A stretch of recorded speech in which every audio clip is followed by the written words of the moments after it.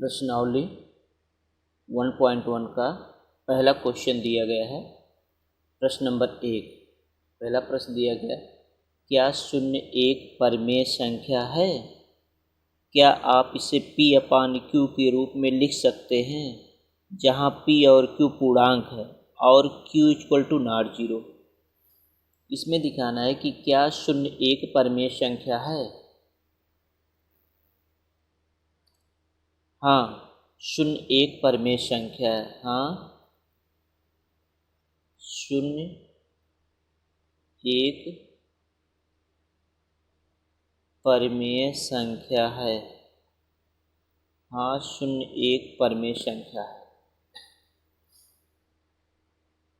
कैसे? जैसे 0 बराबर 0 को हम लिख सकते हैं 0/1 लिख सकते हैं, 0/2 लिख सकते हैं, 0/3 लिख सकते हैं। देखिए, 1 से 0 में भाग देंगे तब भी 0 आ जाएगा, 0 में 2 से भाग देंगे तब भी 0 आ जाएगा, 0 में 3 से भाग देंगे तो तब भी 0 आ जाएगा। यानी कि इसको हम P/Q के रूप में लिख सकते हैं। ये देखिए, P/Q के रूप में, तो P/Q के रूप में हमने लिख दिया। यानी कि 0 भी एक परिमेय संख्या है, क्योंकि हम 0 को P/Q के रूप में देखे लिख सकते हैं। हो गया पहला क्वेश्चन। प्रश्न नंबर 2, प्रश्न 2 कह रहा है कि 3 और 4 के बीच, 3 और 4 के बीच, प्रश्न नंबर 2 है कि 3 और 4 के बीच में 6 परिमेय संख्या ज्ञात कीजिए। 6 परिमेय संख्या ज्ञात कीजिए। 3 और 4 के बीच में 6 परिमेय संख्या ज्ञात कीजिए। ये आपका एक दिया 3, एक 4 दिया, यानी कि 3 और 4 भी एक परिमेय संख्या में इसको लिख सकते हैं। 3 भी एक, 4 भी। 3 और 4 के बीच में 6 परिमेय संख्या। देखने से लग रहा है कि 3 एक परिमेय संख्या नहीं, परिमेय संख्या मतलब P/Q के रूप में लिखा जा सके, तो 3 को भी हम P/Q के रूप में लिख सकते हैं। 3/1, 4 को भी लिख सकते हैं 4/1। परिमेय संख्या के रूप में 3 और 4 को भी हम लिख सकते हैं 3/1 और 4/1 परिमेय संख्या के रूप में। 6 परिमेय संख्या ज्ञात करना है। अब इसका हम एक बहुत सरल नियम बताते हैं। आप 1 मिनट में आसानी से आप 6 परिमेय संख्या बता सकते, 1 मिनट में। बहुत आसान। इसका हम तरीका आपको बता रहे हैं। इसका हल बहुत आसान तरीका है। क्या आसान तरीका है? 6 परिमेय संख्या ज्ञात करने के लिए 6 परिमेय संख्याएं ज्ञात करने के लिए, 6 परिमेय संख्या ज्ञात करने के लिए, 6 परिमेय संख्या ज्ञात करने के लिए 3 और 4 को, 3 और 4 जो परिमेय संख्या 3 और 4 को 6 + 1 = 7। देखिए, 6 परिमेय संख्या ज्ञात करना, तो उसमें 1 जोड़ेंगे। इसी जगह 7 परिमेय संख्या तो 1 जोड़ देते 8 आ जाता। जितनी परिमेय संख्या कहे ज्ञात करने के लिए उसमें 1 जोड़ देंगे अधिक। 5 कहे तो 5 में 1 जोड़ देंगे, 4 कहेगा 4 में 1 जोड़ देंगे। जितनी भी परिमेय संख्या कहेगा उसमें 1 जोड़ करके, जोड़ने पे कितना आ गया? 7 आ गया। से गुणा और भाग करते हैं, से गुणा और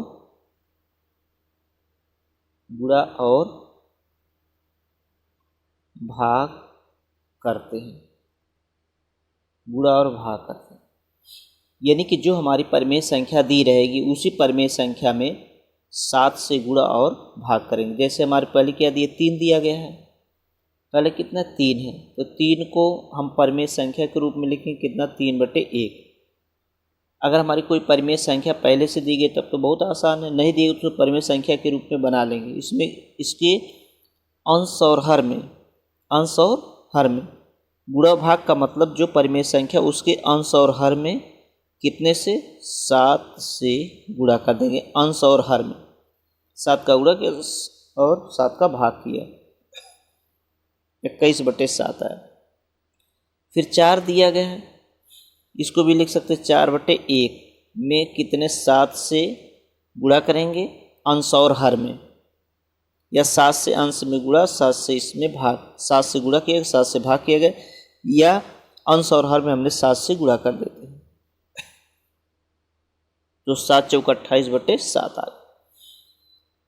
यानी कि 3 में हमने परिमेय संख्या के रूप में लिया, 7 का अंश और हर में गुणा कर दिया, इतना आ गया। 4 में 4/1 किया, इससे अंश और हर में 7 का गुणा किया 28/7। अब 3 और 4 के बीच, 3 और 4 के बीच, 3 और 4 के बीच में 6 परिमेय संख्या, 6 परिमेय संख्या 3 और 4 के बीच में 6 परिमेय संख्या कौन कौन होंगी? देखिए 21 और 28 के बीच में होगा, क्योंकि बीच की संख्या 21 और 21/7 के 21 के आगे क्या होगा 22/7, 23/7, फिर 24/7, फिर 25/7, फिर 26/7, फिर 27/7। देखिए 6 हुआ, 1 2 3 4 5 6। यही हमारे 3 और 4 के बीच में 6 परिमेय संख्या, 21 और 28 के बीच में। तो 21 और 28 के बीच में क्या आएगा? 21 और 28 बीच में 22 और 27 आएगा। यही हमारा आंसर है। कितना आसान तरीका है परिमेय संख्या निकालने। कोई भी 3 4 5 6 7 8 9 10 जितनी भी परिमेय संख्या पूछे, अगर 2 परिमेय संख्याओं के बीच में परिमेय संख्या पूछता है तो ये बहुत आसान तरीका है। कोई भी, जैसे मान लीजिए 1/5 दिया है, ठीक है, कोई भी आपको दिया है 2/7 दिया है, अगर इसके बीच में अगर परिमेय संख्या पूछता है, जैसे हमारी परिमेय संख्या दी गई 1/5 और 2/7 दिया गया है, तो अगर मान लीजिए 6 परिमेय संख्या दिया गया है, तो अगर 6 परिमेय संख्या पूछता है तो 6 परिमेय संख्या पूछने का मतलब 6 + 1 बराबर कितना हो गया 7। तो आप आसानी से जो भी परिमेय संख्या दिया रहेगा, परिमेय संख्या किसका हर बराबर ही दिया रहेगा अक्सर, जैसे 1/5 7/5 दोनों परिमेय संख्या बराबर ही दी रहेंगी। परिमेय संख्याओं का हर क्या दिया रहेगा? हमेशा बराबर। जो भी पूछा जाएगा उसके परिमेय संख्या का हर क्या रहेगा? बराबर रहेगा। तो परिमेय संख्याओं का अगर हर बराबर है तो अगर 6 पूछे, 6 में 1 जोड़ दिए 7 आ गया, 6 में 1 जोड़ा गया कितना आ गया? 7 आ गया।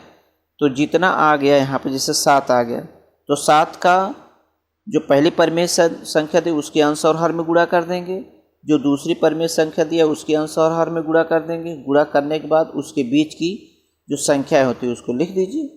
वही जैसे 3 और 4 के बीच 6 परिमेय संख्या देखिए, एक 21/7 है, दूसरा 28/7 है। तो 21 और 28 के बीच की संख्या 22 23 24 25 26 27, क्योंकि हर तो बराबर है, वही रहेगा। तो 3 और 4 के बीच में 6 परिमेय संख्या निकालने का बहुत आसान तरीका। अब हमने 2 क्वेश्चन बता दिया है, बाकी कोई क्वेश्चन आपका क्वेश्चन नंबर 3 उसी प्रकार से करना है। अब आपको बताना है क्वेश्चन नंबर जो दिया है,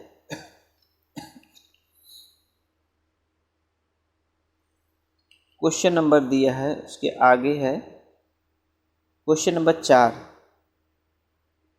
क्वेश्चन नंबर 4 में दिया है सत्य और असत्य। पहला दिया है, नंबर पहला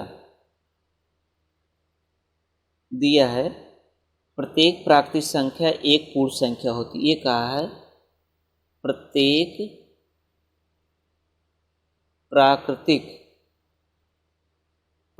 प्राकृतिक संख्या पूर्ण संख्या होती है, पूर्ण संख्या होती है। क्या यह सत्य है? क्या सत्य? जितनी भी प्राकृतिक संख्याएं होती हैं वो सभी संख्याएं पूर्ण संख्याएं होती हैं।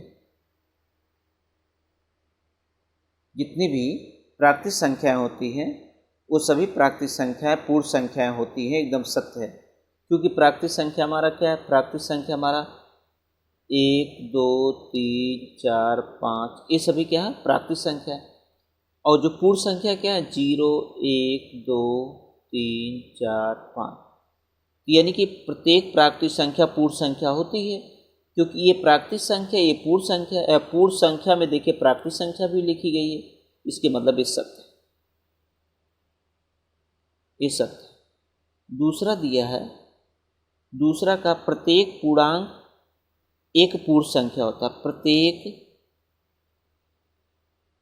प्रत्येक पूर्णांक एक पूर्ण संख्या होती है, एक पूर्ण संख्या होती है। प्रत्येक पूर्णांक एक पूर्ण संख्या होती है।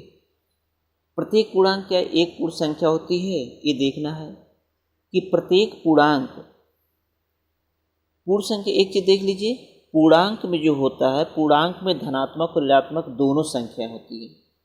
पूर्णांक में क्या होता है? ये पूर्णांक हमारा 0, इसमें प्लस की संख्या होती है, इधर माइनस संख्या होती है, यानी कि इधर प्लस और माइनस दोनों संख्या होती है। यानी कहने का मतलब 0 +1 +2 +3, इधर -1 -2 -3, ये होती है। पूर्णांक में क्या होता है? प्लस और माइनस दोनों होता है पूर्णांक में। लेकिन पूर्ण जो संख्या होती है, हमारी पूर्ण संख्या क्या होती है? पूर्ण संख्या हमारा 0 1 2 3 4 5, ये सभी हमारी कौन संख्या होती है? ये पूर्ण संख्या होती है। तो जितने पूर्णांक हैं ये पूर्ण संख्या नहीं हो सकती हैं। इसलिए नहीं हो सकती हैं क्योंकि पूर्ण संख्या हमारी धनात्मक ही होती है, और जबकि पूर्णांक क्या होता है? ऋणात्मक भी होता है। तो प्रत्येक पूर्णांक पूर्ण संख्या कैसे हो सकता है? नहीं हो सकता है, इसलिए असत्य है।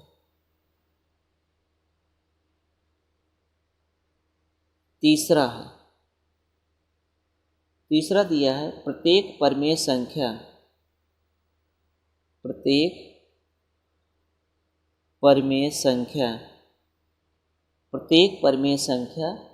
एक पूर्ण संख्या होती है, एक पूर्ण संख्या होती है। प्रत्येक परमेय संख्या एक पूर्ण संख्या होती है। प्रत्येक परमेय संख्या एक पूर्ण संख्या होती है। अब ये बताना जितनी परमेय संख्या होती क्या पूर्ण संख्या होती है? तो क्योंकि परमेय संख्या में भिन्न भी होता है, ध्यान रखना, परमेय संख्या में भिन्न भी होता है और परमेय संख्या में दशमलव भी होता है, दशमलव की संख्या दोनों होता है।